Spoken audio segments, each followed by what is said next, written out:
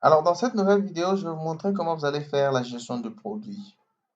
Et donc là, vous voyez que je suis toujours sur notre page sur laquelle j'affichais le catégorie.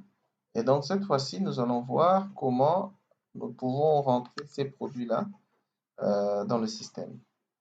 Donc, je vais commencer par cliquer sur gestion de produits.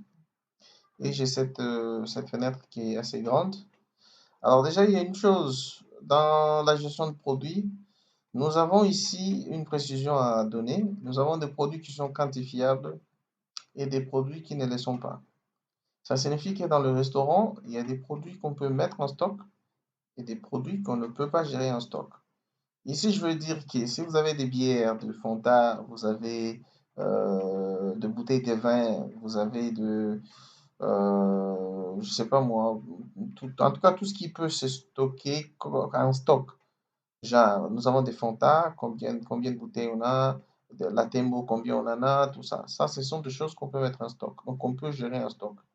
Sachant que si nous avons 20 bouteilles de Tembo et qu'un client en a acheté 2, nous restons avec 18. Donc, on a la possibilité de suivre combien on a fait rentrer, combien on a vendu, combien sont en stock.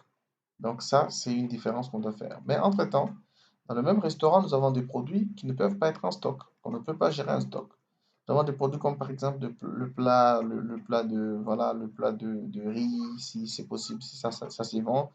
Nous avons des produits comme par exemple les omelettes, par exemple. Nous avons des produits comme des filets, je sais pas moi, de bœuf ou je sais pas moi, capitaine. Il y a beaucoup de ce genre de choses qui se vendent dans des restaurants, mais ce sont des choses qu'on ne peut pas mettre en stock pour dire voilà, nous avons autant de capitaines de bœuf, plutôt autant de fils de bœuf, nous avons autant d'omelettes disponibles. Non. En fait, ce sont des choses qui se préparent. C'est-à-dire que lorsque quelqu'un commande, on lui fait la préparation. Donc, ayant compris cette idée, ce que nous allons faire, c'est que nous allons rentrer un produit tout en précisant sa catégorie et aussi en sachant que c'est un produit qui peut être prêt à l'immédiat ou qui doit se préparer. Donc ici, nous allons commencer par le produit. Je vais mettre par exemple la Tembo. La Tembo appartient à la catégorie bière. Moi, je vais mettre... non, je ne vais pas mettre ces produits. J'ai d'ailleurs la liste des produits ici en bas. Donc nous avons thé noir. Donc je vais mettre thé noir. Thé noir. Alors, le thé noir, nous savons que ça ne peut pas se gérer en stock, en fait. Voilà, c'est des choses qui se préparent lorsque quelqu'un commande. Alors, dans ces cas, qu'est-ce qu'on fait? C'est que nous allons d'abord choisir la catégorie. Euh, la catégorie, c'est la boisson chaude. Donc, voilà, boisson chaude. Alors, est-ce que le thé noir est disponible à l'immédiat? Donc, lorsque quelqu'un veut commander ce thé, est-ce que c'est disponible ou faut une préparation? Si par exemple ça se prépare, donc il faut préciser la durée de préparation. Par exemple, c'est 5 minutes, c'est juste un thé, ou carrément 10 minutes, par exemple. Donc après, il faut voir, est-ce que c'est un produit péremptible? Péremptible signifie, est-ce que c'est un produit qui expire parfois? Est-ce qu'il a euh, une durée ou une date d'expiration? On ne pense pas. Donc, non. Est-ce que c'est un produit quantifiable? Non, on ne peut pas quantifier ce genre de produit. Les prix. Alors, les prix, on peut voir ici, les prix, c'est 3 dollars. Donc, je vais mettre 3. Et la devise, par défaut, elle est en dollars, puisque le restaurant gère en dollars. Donc, je veux ajouter ces produits et produit ajouté avec succès. Voilà. Donc, puisque le produit est rentré dans le système, vous pouvez voir, vous avez les noms, la catégorie, vous avez la disponibilité et préparation, donc il faut préparer ça. La durée de préparation en 10 minutes. Nous avons la péremptibilité, ça n'expire pas. Ce n'est pas un produit quantifiable, mais le produit coûte 3 dollars, donc la devise est là. Et à ces produits, on lui a donné un code barre, c'est-à-dire qu'il y a un code qui l'identifie au niveau du système. Donc quand on parle de 9000, on voit les T. Voilà, donc juste au cas où, voilà. Vous avez des étiquettes pour coller sur, je sais pas, des produits qui se vendent. Vous savez que ça, le code barre, c'est 9000. Voilà. Alors, je veux descendre. Nous avons The Selection, je ne sais pas si The Selection, voilà. J'ai bien lu ça. The Selection, ça coûte 4 dollars. Donc, c'est boisson chaude. Je pense que ça se prépare aussi. Durée, je sais pas, moi, je vais mettre 5 minutes, par exemple. Préemptible, non. Quantifiable, non. Le prix, c'est combien? C'est 4 dollars, par exemple. Donc, j'ajoute, voilà, 4 dollars. Et donc, vous voyez, on lui attribue un autre numéro, c'est 9001. Donc, je continue comme ça.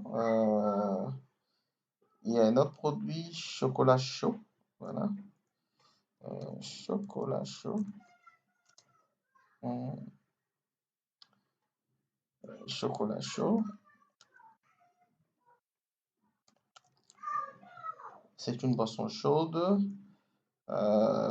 J'ai mis 8 minutes pour la préparation et le chocolat chaud.